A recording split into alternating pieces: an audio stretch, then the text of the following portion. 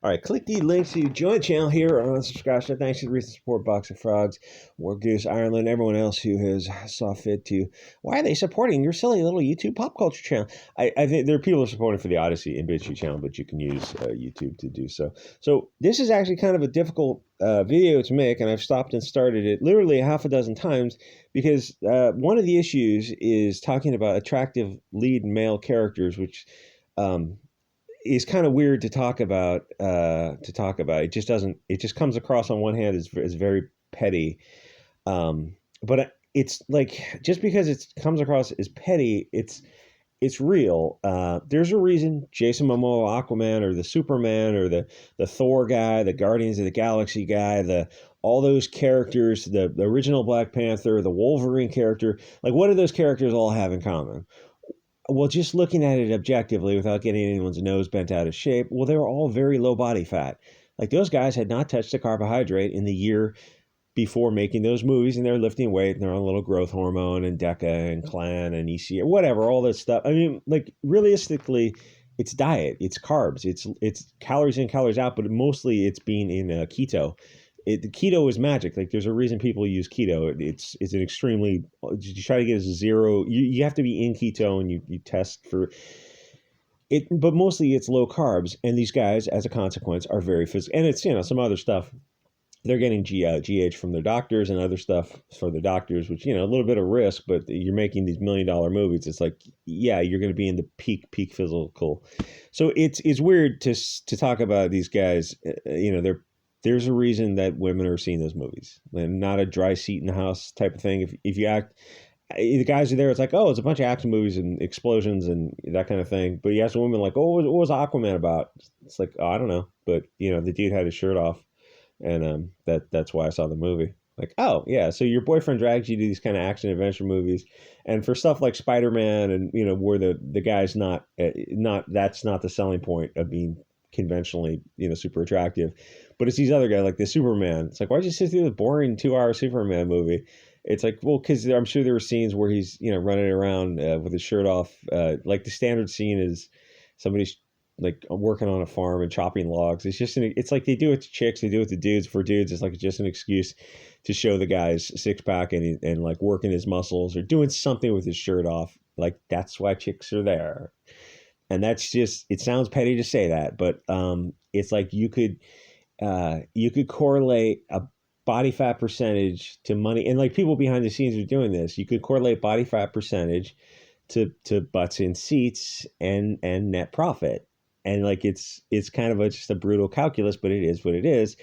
And that's why you look at Black Panther 1, the first Wakanda movie. It did $1 billion domestically because you had two conventionally attractive protagonists and antagonists who are on screen, probably have their shirts off, half the time doing whatever.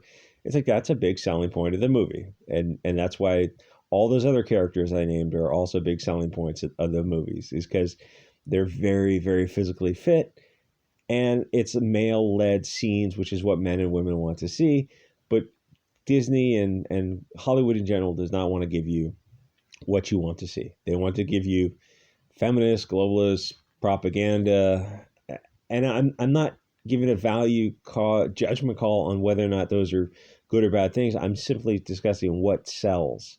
And some things sell, like the original Black Panther sold because you had two physically fit dudes, or Superman or Wolverine. All those characters, those guys were in the best shape of their life. They were in Hollywood shape. Now this guy who plays this role is in good shape for an ordinary person. He's not in Hollywood shape. It is what it is. Like literally, if he had dropped 4% body fat, an additional 4% body fat, the movie would make another $200 million. That's the brutal calculus of how movies are made. The reason Scarlett Johansson was like those movies she was in, like her body at the time when she was making those movies, and she was in her 20s in peak physical condition, and she had some silicone help. Like that was responsible for another $100 million. That's what got people to see those movies. But you're not making Shakespeare here. Like that's one facet of what sells movies is that aspect of it. And nowadays, I don't know, it's vaguely not politically correct to say like there's a reason Scarlett Johansson, I don't know, say she's 5'5" and 120 pounds. and a tiny waist, big boobs, and like there's a reason she looks like that, and why she doesn't look like something else, because something else doesn't sell, and she sells. And the guy who played Thor or Captain America or all those characters, like those guys were fit, very fit. They were Hollywood fit. That means under 10% body fat. I mean, I know how petty this sounds and somewhat obsessed with fitness, which I'm clearly not. I'm just obsessed with numbers, and like, these are the numbers. This is what sells. And there, let me get this image of him. Yeah, I know this is in 240 pixels, but I'm running out of micro SD card space. It's like juggling memory. Like, now I understand why people get those 1 GB chips. So this image, this is a superhero movie, and just remember that adage of attractive people attract people. Now, for ordinary people, both these people look fine. They're both in their 40s. They're reasonably fit. But this isn't a movie about ordinary people. She's a little bit chunky, and for Hollywood. I'm saying for Hollywood, he's a little bit chunky. I'm not saying for an ordinary 40-year-old guy. He would be very fit. He probably plays soccer on the weekends with his bros. You know, he definitely watches his diet and he exercises. But for Hollywood, this doesn't make sense. And do I care about a guy's physical? No, obviously I don't care about what a guy looks like. Guys to other guys are mostly like furniture. It's just kind of invisible. Like, Henry Cavill doesn't do anything to ordinary guys, but I know his effect on women. But I also know that this guy is. It's like when you gain weight or you get older, you get past 30 or 40, and you gain weight and you get older. It's like people say they turn invisible. Yeah, that's eventually what happens to the opposite sex. It's like, if you stay in shape, you're going to get more eyeballs on you. And as you get older and you gain weight, the eyeballs pass over you. And that's like you don't get, I don't know, some women write articles about that. And like, men don't write articles about that because men don't care. And most women don't care either. It's like, that's just part of life. Like, that's just the life cycles. Like, you get married, you have kids, and like, you raise your kids and then you raise your grandkids, and it's like, you don't worry about the eyeballs passing over you. It's like, I can talk about it and there's no emotional connection. It's like, yes, I don't care. And most people don't care. But it is what it is. And we're like, you can track movies. You put a camera on a screen and you can track the eyeball movements, and then you can do a digital map of where people's eyes are on the screen. And these are two people. The eyeballs are not going to be on the screen for them. Eyeballs are not going to be watching them. Or if you had Henry Cavill or Scarlett Johansson, when she was at her peak with the biggest boobs she had, the male eyeballs are going to be on her, and female are going to be on him. And I look at this and I see, two people in their 40s. But there's no, like, what audience are you trying to? I know this video has come. This is why I've started and stopped this thing literally a half a dozen times. Like, I'm about ready to give up on making this video. For a video that'll make like, $1 or something. Though if it hits, it can make more. But I don't think it's going to hit because it's such a difficult thing to talk about, like why this movie is going to underperform. Because everything, like, they do these political correct things where if you like want to honestly just, and like, just talking about fitness is not the most politically incorrect thing. But like, but it's not, it's like health at every size. It's like, yeah, but that's just bull BS. Nobody believes that. Like Shuri, the actress who played Shuri in the first movie, that chick weighs 110 pounds, beautiful body, absolute peak of physical fitness. She had not touched a carb. Nobody who was in the top 6 of the lead screen time had touched a carb for the first 6 months of that movie. And that is what it is. So that's the physical aspect of the thing, which I just comes across sounding like, I feel real weird talking about it. For someone who doesn't, I'm past the age of caring about physical fitness to that extent. But it's just a selling point, and it's what doesn't sell. Like, if the camera's tracking, like, the camera's tracking your eyeball, your cell phone is always on. That microphone is always on, buddy. The Hey Google, the Hey Siri, the Hey all those, like, all that stuff is always on. Didn't Batman make a movie about that? One of the Batman movies about that? It's like a little bit of, what do they call that kind of stuff?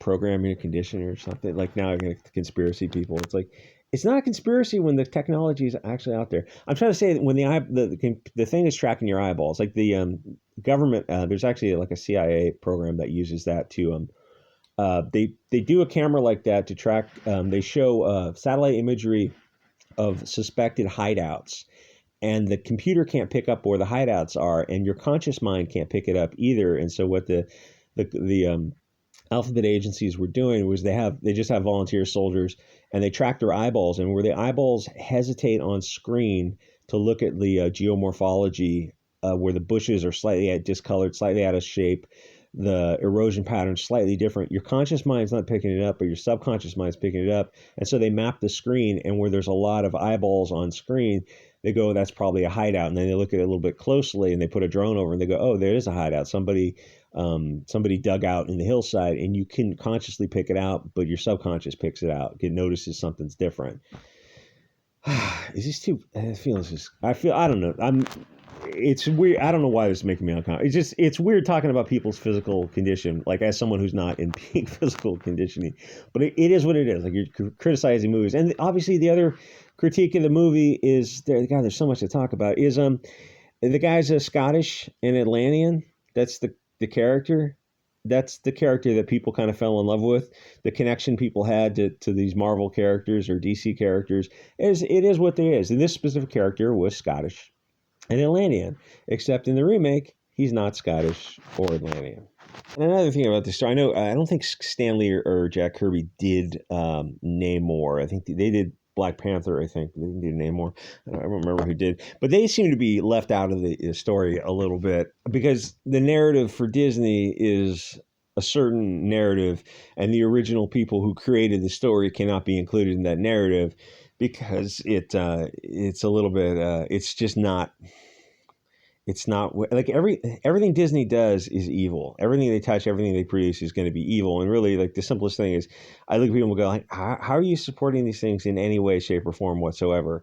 Whether on what side of the if you're on one side of the culture war or the other, if you're into these various identity groups or ideological groups, or these kind of things, and that's the reason you think you're supporting Disney, because they're representation and they're telling your story. I'm gonna look at you like, let's throw away the culture war for 1 second.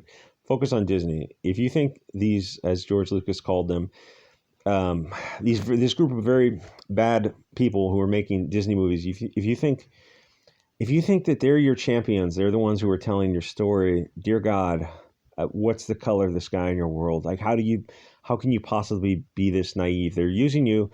You're the useful idiots, and you see what happens to people, whether it's the actors who play Shuri or not Mariah Carey, Nicki Minaj. When they ask questions, they quickly find out. You will quickly find out that when you're no longer useful to them, you become the useful idiot that is put up against the wall. If you want to, like, there's some people who are viewing these stories as identitarian stories for representation, which by all means, knock yourself out. But tell your own stories.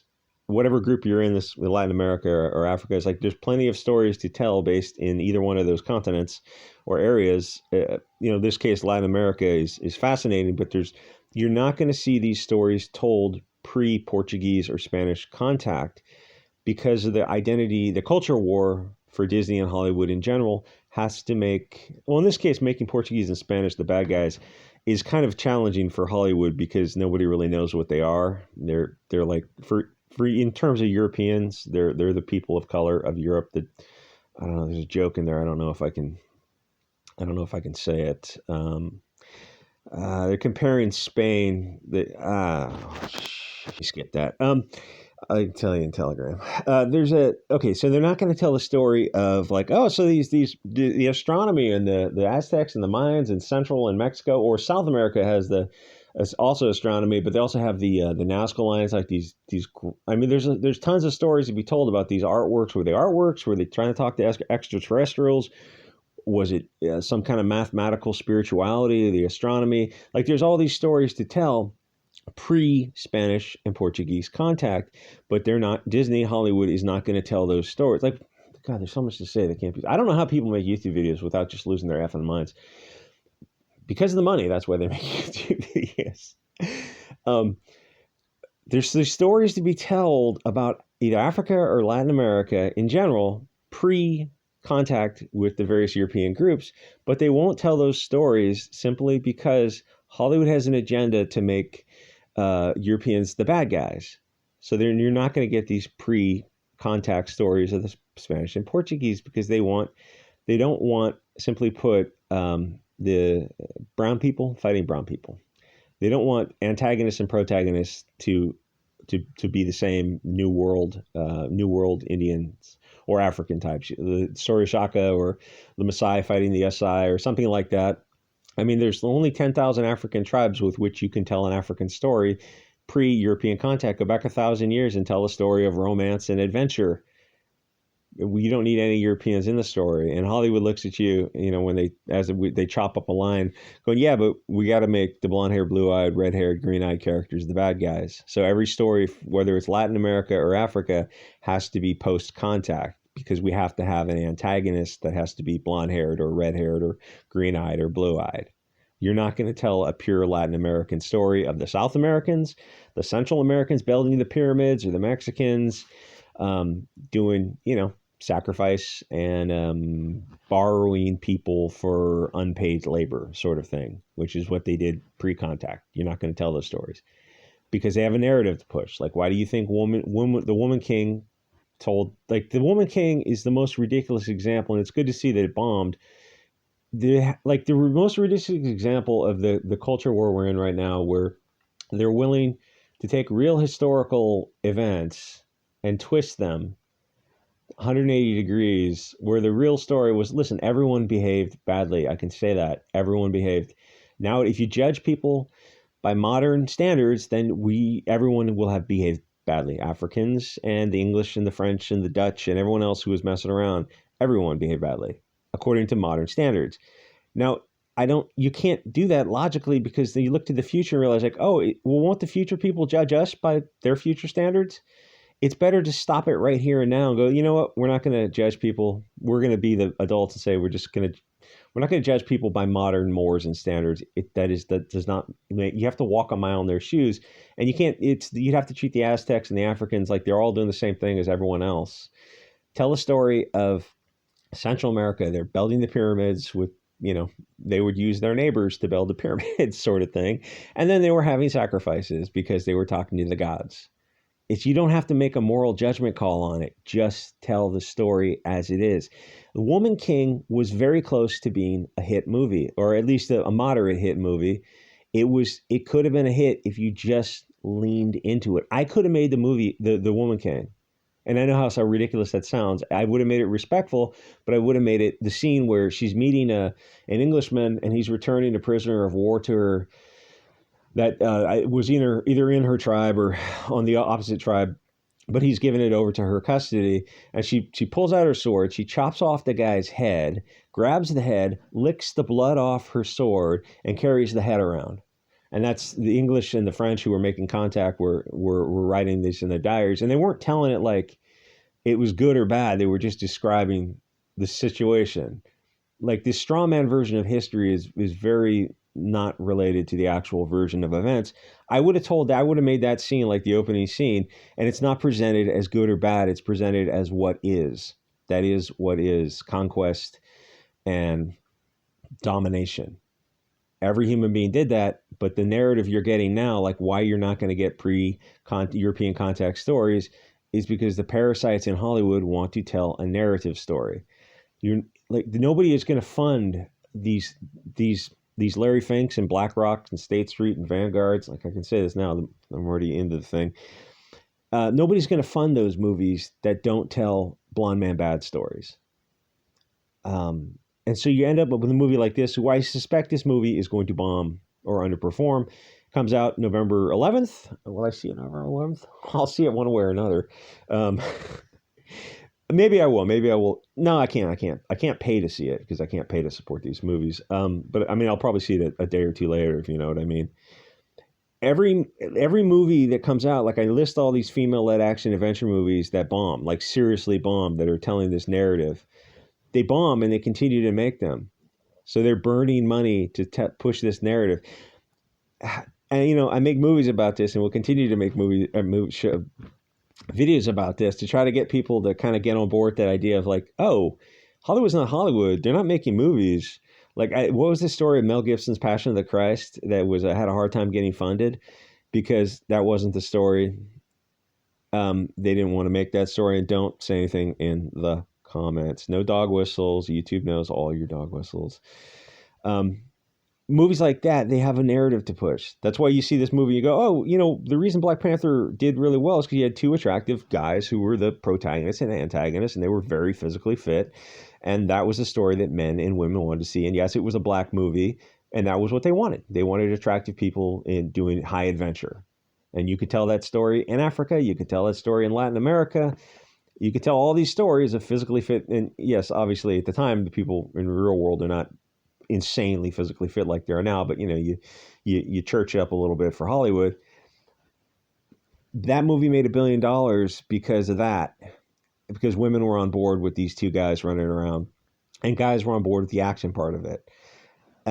This movie's not going to do that, because what are you giving the audience? You're giving it a female-led movie, and I know this girl last time got a little angry about that. I'm not saying Shuri is not a beautiful character, and she cannot tell the actress who plays Shuri, her better selling movie would be in a romance adventure or a romantic comedy, because that's the real world. Women like romance, and they also like Jason Momoa with his shirt off, or Henry Cavill. Like, they like what they like, and you can't turn women into men, and you can't turn men into women. And by removing everything that made Black Panther 1 $1 billion film, you're going to have a hard time making Black Panther 2 $1 billion+ film. I'm sure it's going to do okay, I think. I mean, we'll find out. We'll find out like opening night when the sales come back, and I suspect they're not going to exist. I suspect it's going to underperform. Or it'd be like Black Adam, where it's like, yeah, it had a great opening weekend, but it also has to meet $500 million plus to make a profit, and it might not do that, or it might take a few years to cross over into profitable, because like movies are not what they were, and you're making movies that people are not on board with, like little lectures and, you know, this kind of anti-white stuff, these lectures in movies. Like, most people don't want those lectures, the Tumblr level writing type of thing. And, you know, with this, like this, so this is a Scottish guy, and he's half Scottish, half Atlantean. They want to see that. That's a story that they connected with the audience, that got people to think of Disney or Marvel with such high regard. It's like, well, he's not Scottish and he's not Atlantean. In fact, neither one of those things are in the movie, but you made the movie anyway. It doesn't make sense to a lot of people. How are you connecting with an audience? Anyway, it's kind of a long, rambling video. But like a lot of these, I'm trying to say, like, everything from Hollywood is going to suck now. Everything sucks. And that's not going to change. Like, there's abandon all hope for Hollywood. I wouldn't start with that, because people wouldn't watch the video. But like, that's all Hollywood. There's no hope in Hollywood. There's no hope in the mainstream Hollywood. If you're African or Latin American or whatever, you're Scottish, whatever you are, you want to make your own movie. You have to make your own movie, and it's going to have to be like, you're going to have to replace Hollywood. Hollywood's getting to the point now where it's so bad that I look at and go, like, you know, there might be a market for sub $1 million movies now, because you could distribute them with social media and like private financing in a ways that you just couldn't do before. Like, now we're finally at the point where, yes, you can make $1 million movie or a sub $10 million movie with privately financed, and then get your money out of it by getting it paid for using online payment processors like Give, Send, Go, and all these other kind of things. Like, there's ways to do that now and distribute it now that you just couldn't do before, even though there's a lot more piracy. I suspect that there's going to be a market for sub $10 million movies, sub $1 million movies, because this mainstream stuff that it needs $500 million to $1 billion to be profitable, it's all woke. It's all this bizarre Hollywood propaganda, and most people are not on board with it. Most people are not Tumblr feminists from 2014 worried about Gamergate. Like, that's a Hollywood narrative that the rest of us look at and like, we don't want to see it. Chicks want to see Jason Momoa or Henry Cavill, or they want to see romantic comedies, and dudes want to see Megan Fox running through the desert with her big boobs jiggling and explosions on a CGI background. That's the real world. And they want to tell us stories about Black Adam, and it's like, oh, there's these evil Englishmen who are running a gang in the Middle East. Really? That doesn't make any sense. I mean, there's three groups that run around: the Tallywhackers, the Weesis, and the what's the other one? I don't know. There's those three groups. You know, it's not the English who are running gangs, controlling poppies, the opium stuff in the Middle East. It's those three groups, and they look But yeah, we have to make blonde-haired people the bad guys. And they have to have English accents or German accents. And German accents is a little too on the nose, so we did English accents. And the kid has to give a lecture about the English stealing their resources of the adamantium or the vibranium or whatever the hell it was, the MacGuffin. So yeah, but that's a ridiculous. That's so far removed from reality. But so much to say, so much to say. Anyway, like, comment, subscribe. Thanks for the recent support. See you guys on the next episode.